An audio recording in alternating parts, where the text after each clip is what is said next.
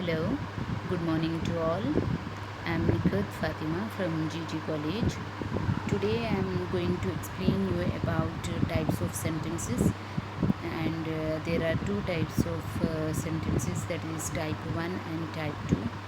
And now in this I will explain you about type 1 and type 2 sentences. And first we will go for type 1 sentence. That is, there are four types of sentences in type 1 sentence. They are declarative sentence, imperative sentence, exclamatory sentences, and interrogative sentences. As sentences convey meaningful information, most sentences are statements.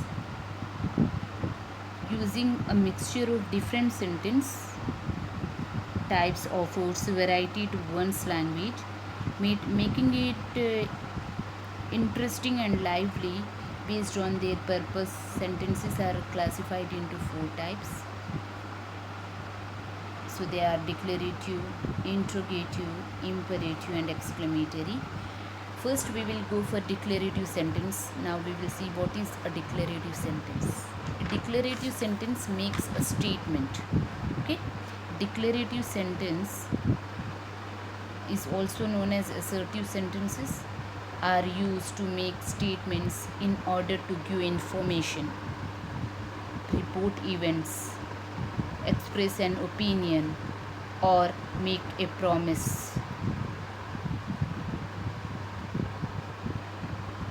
It is punctuated by a period, and the structure of declarative sentence is subject plus verb plus object. Subject plus verb plus object. For example, the dog is in the neighbor's yard is barking, or my sister lives in Delhi. Subject plus verb plus object.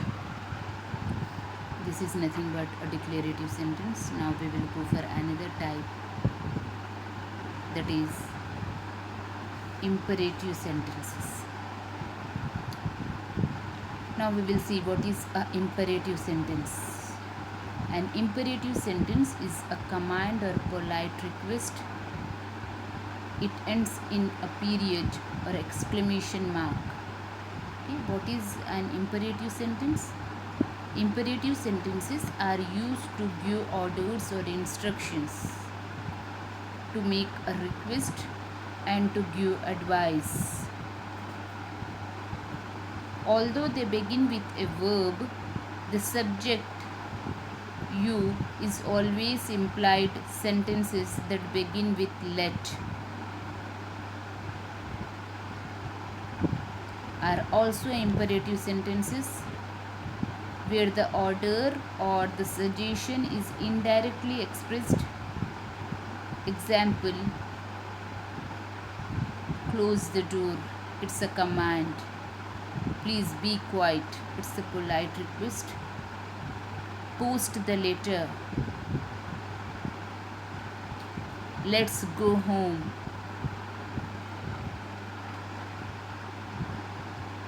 Okay, these are imperative sentences.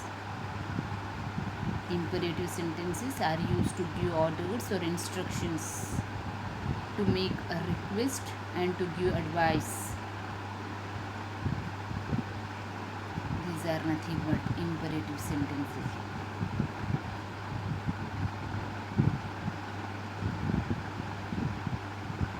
Now we will go for another type, exclamatory sentence. We will see what is an exclamatory sentence. An exclamatory sentence expresses great emotion or excitement. It ends in an exclamation mark, as everyone knows this. What is an exclamatory sentence? Exclamatory sentences are used to express surprise, pain, joy, sorrow, admiration, pity, and other feelings. They end with an exclamation mark. Example, the house is on fire, ending with exclamation mark. How very unfortunate for you. We have won the match, ending with exclamation mark. So what is an exclamatory sentence? An exclamatory sentence expresses great emotion or excitement. Okay, feelings, pity, admiration, etc. These are nothing but exclamatory sentences. Now we will go for the last type in first type of sentences. They are interrogative sentences. Now we will see what is an interrogative sentence. An interrogative sentence asks a question. Interrogative sentences ask a question which ends with a question mark, and they are used to ask questions or make inquiries. They are used to ask questions or make inquiries. And they are of two types: yes or no questions and WH questions. In interrogative questions, they are of two types. Interrogative questions are of two types: yes or no questions and WH questions. For example, is it raining? Will you wait for me? What is his hobby? So these are all about first type of sentences. What are first type of sentences? There are four types of sentences: declarative or assertive sentences, interrogative sentences, imperative sentences, and exclamatory sentences. Now, before going to learn about second type sentence, we must know about clauses. We must know about clauses. So, first we will learn about clauses, then we will go for type 2 sentences. Clauses.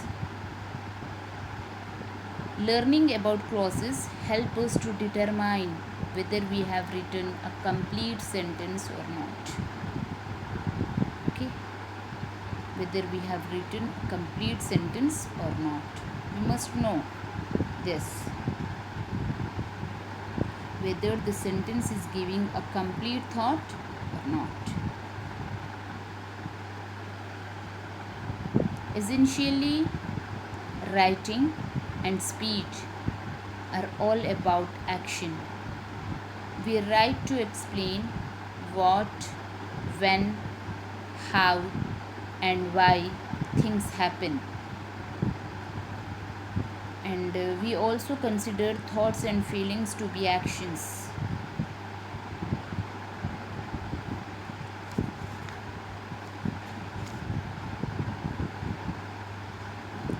First of all, we should know what is a main clause. Now we will go for main clause. We will see what is a main clause. The main clause must contain subject plus verb, and the main clause is also known as an independent clause. It means subject plus verb. The subject is involved in the action, the verb is the action, whereas the verb is the action. Okay, main clause is nothing but which gives a complete meaning. It gives a complete meaning. It does not depend on other part of a sentence to give a complete meaning. Okay, the main clause stand in itself. It gives a complete meaning. We'll see some examples. Dinah kicked the habit. Where is the subject and where is the verb here?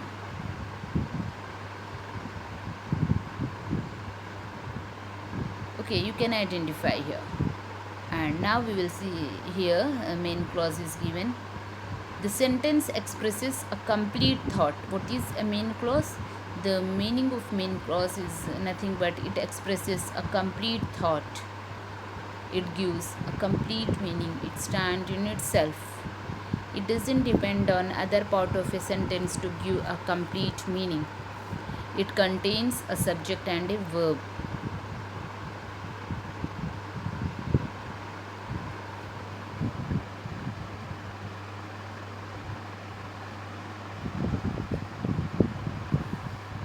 Now here, the subordinate clause. Subordinate clause is also known as dependent clause. Subordinate clause is also known as dependent clause. Wherever you place a subordinate conjunction in front of a subject and a verb, you will no longer have a complete thought. Okay.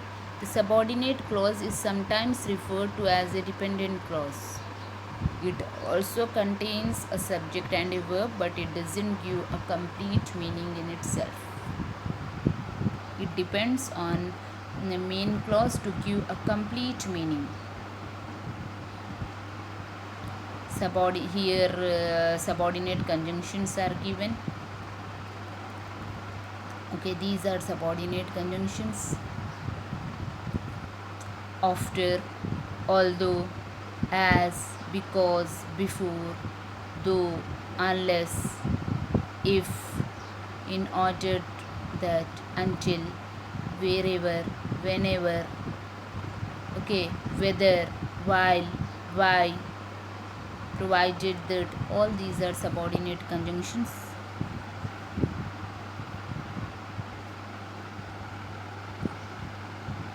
Here are some examples. After Amy sneezed all over the tuna salad.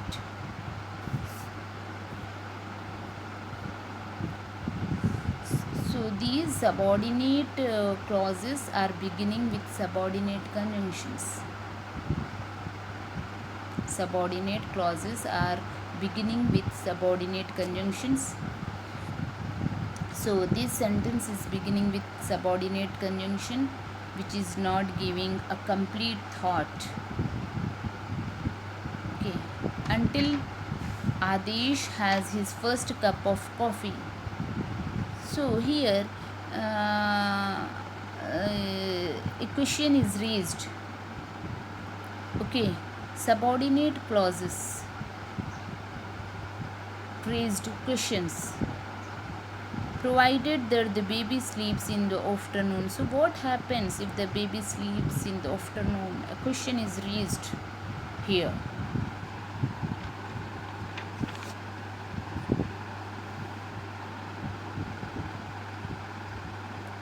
Here are some incomplete and complete sentences, main clauses and subordinate clauses, so that you can identify here. The marble floors in the airport are glossy and reflect the light. Here it is, this sentence is giving a complete thought, so it is nothing but a main clause. If floors reflect the light, they are often made of marble. If floors reflect the light, okay, here are in this sentence there are two sentences. One is there are two clauses. One is subordinate clause and other is this one is subordinate clause. If floors reflect the light, okay, they are often made of marble. So we are attaching here, we are joining subordinate and main clause to give a complete thought. Because airports often have marble floors which reflect the light. These are subordinate and main clauses. Attaching a subordinate clause to a main clause. When you place a subordinate clause in front of a main clause, we use a comma. Okay. If subordinate clause is placed first and then main clause, then we have to use comma in between them. If we use subordinate clause second and main clause is first, then no need to use comma in between them. Now you see here, while robins are fighting in the garden, comma, other birds eat the food. You see here, subordinate clause is placed first. That's why we used a comma in between these sentences. Subordinate clause plus comma plus main clause. This is the structure. If main clause, when you place a subordinate clause at the end, you will generally use no punctuation like this. Okay. Susan has late for her history exam because she missed her bus. Okay. Here the structure is main clause plus subordinate clause. So no need to use comma in between them.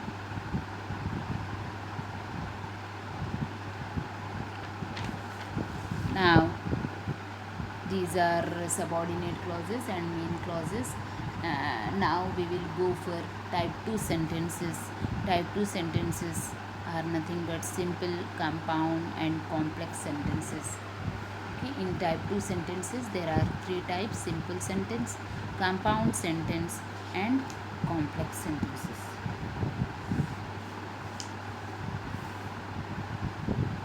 Now we will see what is a simple sentence. First, we will know about what is a sentence. A sentence is a group of words that make sense on its own. What is a sentence? It is a group of words which gives a complete thought. Sentences can be silly but still make sense. Okay, for example, the rainbow dog flew over the sun. A sentence needs to have a verb doing word. A sentence needs to have a subject. Okay?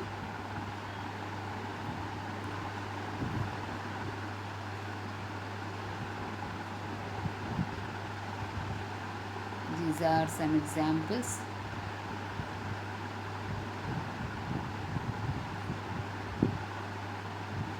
There are 8 planets in the solar system and hurt his knee. This is not a sentence. The horse galloped around the racetrack. It is giving a complete meaning, so it is a sentence.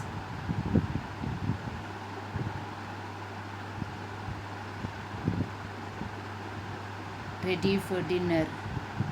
This is not a sentence.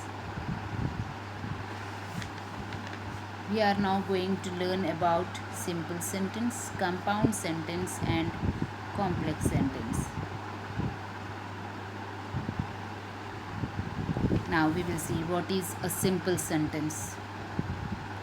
A simple sentence is also called an independent clause, that is a main clause. It contains a subject and a verb and expresses a complete thought. What is a simple sentence? A simple sentence consists of a subject and a predicate that has only one finite verb. In other words, a simple sentence consists of a single clause, that is an independent clause. For example, Scott plays soccer in the morning. The structure of simple sentence is subject plus verb, one verb. Birds wash themselves in our bird bath. Tom can read chapter books. Now we will go for another type, that is a compound sentence. What is a compound sentence? A compound sentence contains two independent clauses joined by a coordinating conjunction. What is a compound sentence? A compound sentence has two or more main clauses. A compound sentence has two or more main clauses linked by coordinating conjunctions. For example, Scott was playing soccer, so many went to the beach. So Mary went to the beach. The structure of compound sentence is main clause plus conjunction plus main clause. Jyoti went to Chandigarh and worked as a librarian. Kiran and Unni read the book but they did not like it. So this is all about compound sentences. These are coordinating conjunctions, and you can remember this coordinating conjunction, and there is a clue: fanboys. F is for, A for and, N for nor, B for but, O for or, Y for it, S for so. Okay, fanboys. These are coordinating conjunctions. Okay, it's an example. Jake drove the car and Mary read the map. These are all examples.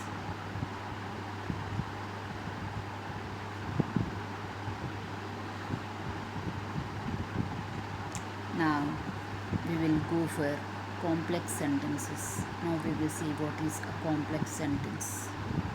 A complex sentence combines an independent clause with one or more dependent clauses. Okay, a complex sentence has one independent clause and one or more dependent clauses. A complex sentence always has a subordinating conjunction. Okay, complex sentences has subordinating conjunctions. For example, the structure of complex sentences: main clause plus conjunction plus dependent clause. Example: Scott wore his football boots because he was playing soccer.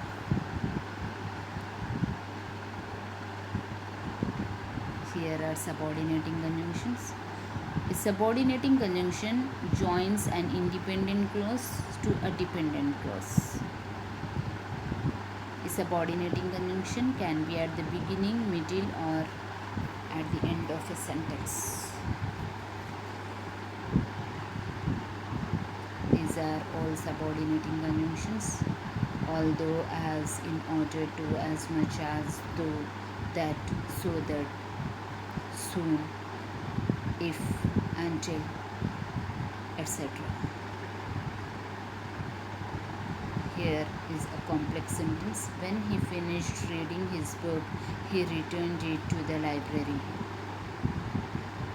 These are all complex sentences. So today we have learnt about type 1 and type 2 sentences. Thank you.